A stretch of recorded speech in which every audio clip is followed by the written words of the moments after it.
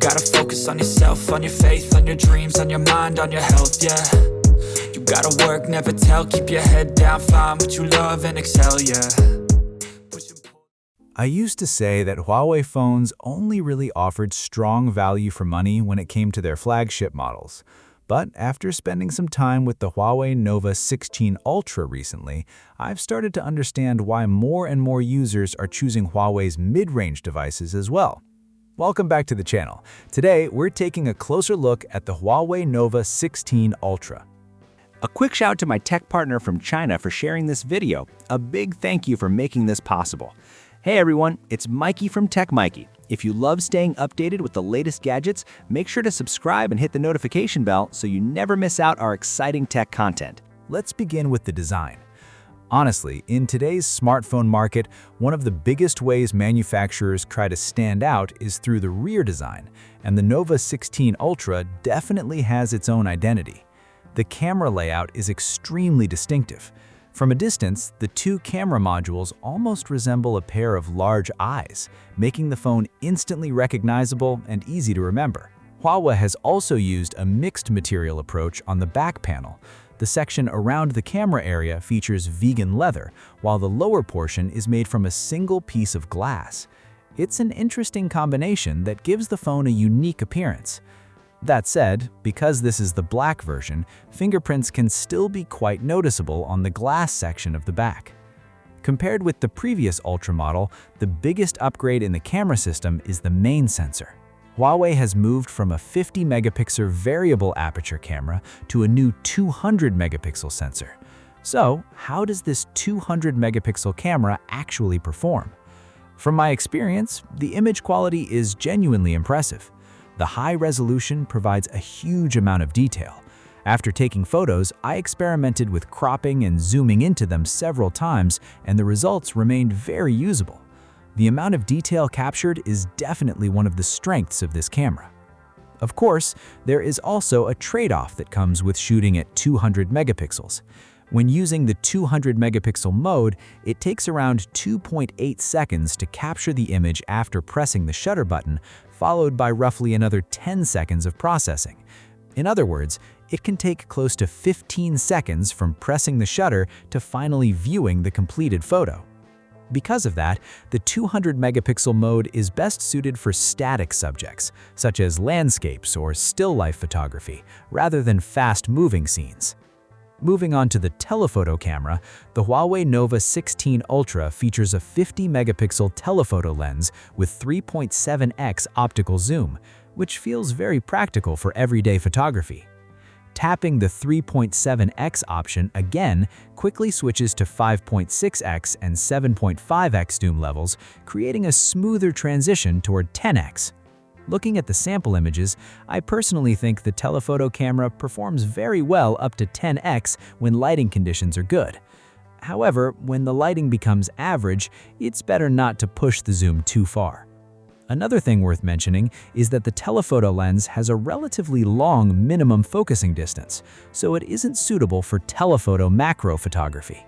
As a result, macro photography is handled by the ultra-wide camera. The Huawei Nova 16 Ultra's ultra-wide lens is also a 50-megapixel sensor with a 13mm focal length. It can focus as close to 2 centimeters, and those specifications are actually comparable to some flagship-level ultra-wide cameras.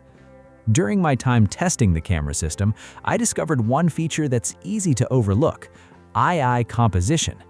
By enabling eye-assisted composition from the upper left corner of the camera interface, the phone uses eye to identify the best composition point in a scene and automatically adjusts the focal length accordingly. Now, the focal lengths selected by the eye aren't optical focal lengths, which means there can be some impact on image quality. Even so, I have to admit that this feature is surprisingly useful. It helps many users create photos that look visually pleasing at first glance. After all, when people think a photo doesn't look good, they often blame the composition.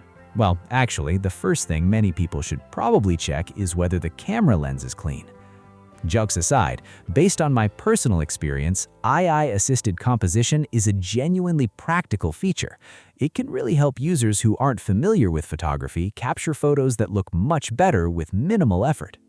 The Huawei Nova 16 Ultra is powered by the Kirin 9010S processor.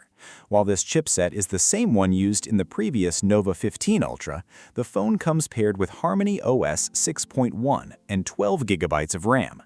In day-to-day use, the overall experience feels very smooth, and app launch speeds are genuinely impressive.